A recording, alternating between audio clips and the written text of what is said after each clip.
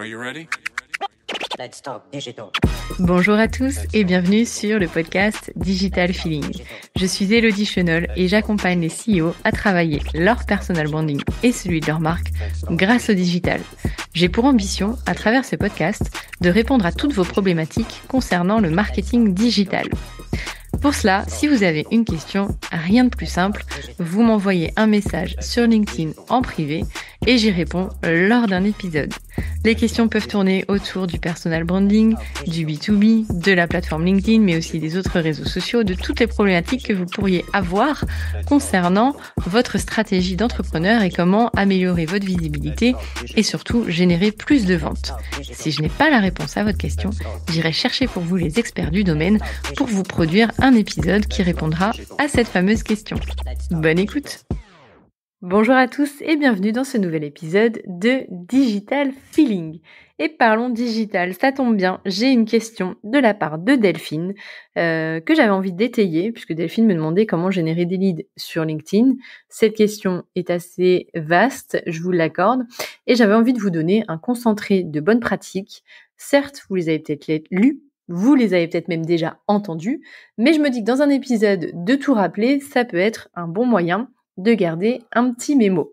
100% de mes clients me demandent systématiquement comment on fait pour générer plus de leads sur LinkedIn. Ça, c'est la base. C'est vraiment ce qui vous soucie. Et c'est vrai que c'est un peu comme l'épisode que j'avais réalisé sur la vente. Ça va paraître un peu contre nature, mais il faut pas aller sur LinkedIn en se disant « je vais vendre systématiquement ». LinkedIn, aujourd'hui, c'est une carte de visite professionnelle des entreprises et également des entrepreneurs. C'est pour ça d'ailleurs que vous avez des pages professionnelles qui sont dédiées aux entreprises et que vous avez des pages personnelles qui sont dédiées aux individus, que ce soit des entrepreneurs, des salariés, des freelances, etc. Et donc, il va falloir respecter quelques étapes pour générer des leads. Là, je vais vous parler uniquement, je vais pas rentrer dans la stratégie éditoriale qui est super importante, mais je vais vous donner des informations sur, vous l'avez souvent entendu et vu 1000 fois, soignez votre profil. Alors, soigner votre profil, ça veut dire quoi? On le voit partout, mais concrètement, ça veut dire que votre photo de profil, déjà, elle est visible de tous. Alors parfois, vous faites une super photo de profil professionnelle, alors, pas les lunettes de soleil, pas la chemise hawaïenne, on est souriant, on voit bien son visage, on n'est pas dans l'ombre, on n'est pas caché.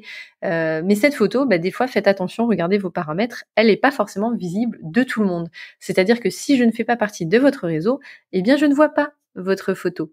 Donc faites attention à ça, faites une super photo et vérifiez bien qu'elle est visible de tous, parce que c'est vrai quand on reçoit des demandes d'ajout sur LinkedIn et qu'il n'y a pas la photo, c'est un frein. On se dit mais pourquoi il n'y a pas la photo, qu'est-ce qui se passe, etc. Donc ça peut être un frein naturel pour ne pas accepter votre invitation et du coup ce serait dommage de passer à côté d'une belle mise en relation parce qu'il n'y a pas une photo qui est visible de tous. Votre titre de profil LinkedIn, il faut qu'il soit accrocheur. Si vous avez quelque chose à vendre, vendez-le dès ce titre. Ne mettez pas quelque chose de trop pompeux sur 4-5 lignes, franchement ça sert à rien. Une ou deux phrases, une phrase qui tient sur 2 lignes, ça peut largement suffire. Quelques mots clés. Ce qu'il faut, c'est qu'on comprenne tout de suite ce que vous faites et de pas réfléchir « Ah tiens, il est en train de gérer ça pour les dirigeants qui font ça, etc. » Il y en a plein, c'était une grande tendance l'année dernière ou même il y a encore 2 ans. Moi, je suis pas forcément pour parce que j'accompagne les dirigeants ambitieux du domaine de la pharmacie pharmaceutique à générer plus de leads grâce à... c'est trop long en fait. Soyez, qu'est-ce que vous faites? Vous générez des leads, ok. Je sais qu'on vous donne le conseil souvent de vous nicher parce que c'est plus clair.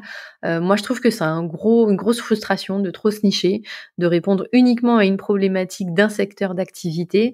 Ça peut être rapidement très frustrant et puis en plus, ça vous coupe de toute la richesse que peut vous apporter des clients dans différents secteurs. Alors évidemment, on va pas faire le grand écart et travailler d'un côté de la pharmaceutique et passer à la cybersécurité. Enfin voilà, c'est peut-être des grands écarts qui sont trop importants. Mais il y a quand même plusieurs segments sur lesquels on peut travailler sans forcément être expert du domaine, qui va permettre de nourrir et d'enrichir vos relations avec chacun de vos clients. Donc moi, je suis pas pour l'ultra niche, je suis pour les mots-clés qui sont assez rapides et on comprend très rapidement sur votre profil LinkedIn ce que vous faites, très rapidement, ce que vous proposez et quel sera l'intérêt pour moi de me connecter à vous sur LinkedIn ou de faire des recherches sur votre profil. Dernière information, votre bannière. mettez-en une, même si c'est pas la plus fofolle, même si on vous demande pas de faire une créa de dingue. En plus, on est plein sur Canva des génériques qui font largement l'affaire.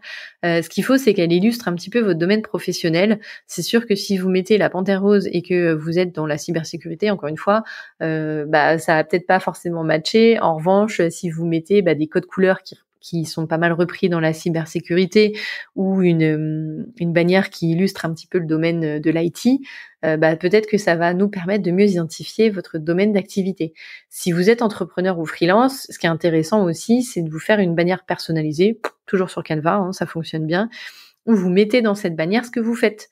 Donc vous avez votre titre sur LinkedIn, mais en plus dans votre bannière, on voit peut-être un élément supplémentaire qui va permettre de se projeter et de mieux comprendre en tout cas ce que vous proposez.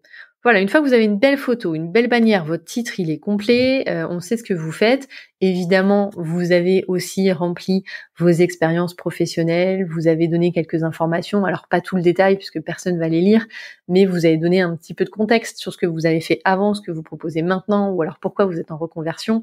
Voilà, faut que votre profil il soit quand même assez nourri, et je pourrais continuer sur tout ce que vous pouvez mettre sur votre profil, mais là, on va plutôt partir sur l'engagement que vous allez générer et comment utiliser la plateforme.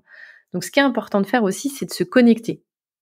Pas forcément qu'à des personnes que vous connaissez. Alors, évidemment, au début, on part sur les collègues, on part sur les amis, on part sur le cercle 1. Toutes les personnes qu'on connaît, on les ajoute sur LinkedIn. Et puis ensuite, vous allez partir sur le cercle 2. Vous allez ajouter des personnes qui sont connectées à d'autres personnes dans votre réseau. Alors, soit directement leur demander une demande de connexion, soit demander une introduction, une mise en relation. Mais l'idée, c'est d'ajouter des personnes qui seront intéressantes dans la construction de votre réseau et non pas d'ajouter des personnes pour ajouter des personnes qui vont absolument rien vous apporter. Là, vous êtes vraiment dans une optique de construction d'un réseau, d'un network qui va vous permettre de générer des échanges. Vous êtes entre pairs, vous n'êtes pas là pour créer une communauté. En tout cas, moi, à mon sens, sur LinkedIn, on n'est pas là pour créer des communautés et se dire c'est moi qui est la plus grande, j'ai 120 000 followers, j'ai 15 000 followers. Ok, super, mais qu'est-ce que ça vous apporte? Donc c'est vraiment important, vaut mieux avoir 1000 personnes dans lesquelles vous avez des clients que 15 000 personnes qui sont juste des curieux. Donc gardez bien en tête que vous créez votre réseau à vous, que vous avez créé des opportunités pour vous, que vous soyez salarié, que vous soyez entrepreneur, vous avez plein d'opportunités qui vont se créer. Ça peut être des partenariats, ça peut être des nouveaux jobs, ça peut être des clients, ça peut être des événements, ça peut être plein de choses, mais il faut que ce soit dans la construction de votre réseau. Donc avant de cliquer sur ajouter, réfléchissez bien à ce que va vous apporter la personne et aussi n'oubliez pas d'engager la conversation. Alors moi je le fais pas, c'est vrai, je le fais très rarement d'ailleurs. Toutes les demandes de connexion que je le fais sans message. Parce que j'ajoute des personnes, soit avec lesquelles j'ai déjà échangé sur les commentaires, soit des personnes qui sont dans mon réseau avec beaucoup de personnes en commun. Et c'est vrai que je suis mauvaise et qu'il faut que je le travaille, je l'avoue. Je dois plus engager la conversation avec les personnes qui font partie de mon réseau, mais c'est vraiment quelque chose d'important puisque c'est cette conversation qui va vous nourrir et c'est la raison pour laquelle vous vous lancez sur LinkedIn. Vous souhaitez normalement générer des conversations de qualité auprès de pairs, auprès de clients, auprès de prospects, pour avoir des échanges qui vont être importants pour vous dans votre objectif professionnel. Ensuite, quand vous allez partager du contenu, évidemment, cela va de soi, partager du contenu de qualité. Ça veut pas dire que ça doit être que des posts à rallonge qui sont super longs et qui reposent sur des articles avec des analyses hyper pointues. Non. Mais ça veut dire que c'est un contenu qui va intéresser potentiellement les personnes de votre réseau. Alors oui, vous pouvez partager un article de blog, surtout mettez-y dans ce partage ce que vous en pensez. Vous pouvez partager une infographie, une vidéo, mais ne vous bridez pas. Vous pouvez aussi partager des posts qui sortent un petit peu de votre ligne édito, qui sont un peu plus personnels. Alors attention, c'est vrai que là-dessus, je suis pas fan des posts trop personnels. Néanmoins, il y a des informations personnelles qui peuvent nourrir une réflexion. Il y a des informations personnelles qui vont créer des liens aussi avec vos prospects. Donc ne vous bridez pas dans votre ligne éditoriale. Soyez humain, soyez authentique. N'allez pas raconter votre vie. Je pense que là, pour le coup, on a assez vu passer les ouin-ouin et tous ceux de ça va pas, etc. Je suis pas certaine que LinkedIn soit le meilleur endroit pour ça. Néanmoins, l'échec fait partie de la vie professionnelle. De partager un échec, d'en tirer des leçons, pourquoi pas. Quand votre ligne éditoriale repose que là-dessus, non, passez à autre chose parce que au bout d'un moment, vous allez lasser vos pairs. Donc voilà. Restez humain, restez authentique. On peut avoir des échecs, on peut avoir des posts rigolos, on peut avoir des posts qui sortent de la ligne édito. Ce qui est important, c'est de se dire, voilà, pourquoi je l'écris, qu'est-ce que ça va apporter, ou alors ça peut être un coup de gueule aussi, évidemment, sur plein de choses, mais restez authentique. Ensuite, interagissez une fois que vous avez fait votre post. Ne partez pas en courant de la plateforme. Restez, répondez aux commentaires, répondez. Alors, c'est le moment crucial quand vous postez, même 5 minutes avant, 10 minutes avant. Commencez à répondre par des commentaires à des posts de personnes de votre réseau qui sont pertinents, évidemment, qui sont importants pour vous. Ne commentez pas pour commenter. Ne commentez pas des super génial, c'est top. Ça ne sert à rien. LinkedIn demande une certaine limite de caractère. Et en fait, à quoi ça sert de commenter les posts au moment où votre post va être, lui, mis en ligne? Eh bien, ça va générer de la curiosité, ça va générer de la visibilité sur le post que vous allez mettre en ligne, puisque vous avez commencé à générer de la visibilité sur votre profil. Eh bien, votre post ensuite va remonter et normalement, si vous avez commenté chez pas mal de personnes, c'est le phénomène de réciprocité, vont commenter également le vôtre et ça va vous donner plus de visibilité encore par rapport au post que vous aurez rédigé et par rapport à votre réseau, puisque l'algorithme fonctionne beaucoup avec la conversation et les échanges que vous allez avoir sur LinkedIn. Enfin, pour générer des leads, la conversation, c'est un long shot. On va pas générer des leads en one shot sur LinkedIn. En tout cas, c'est pas l'outil pour ça. C'est un outil pour créer une relation, pour créer une conversation. Vous avez des fonctionnalités qui peuvent vous aider à identifier votre public cible. Vous allez pouvoir aussi, avec LinkedIn Sales Navigator, qui est une version payante accessible sur LinkedIn, qui est un outil très puissant qui va vous permettre bien de contacter des prospects. Néanmoins, vous pouvez contacter 1 million de prospects.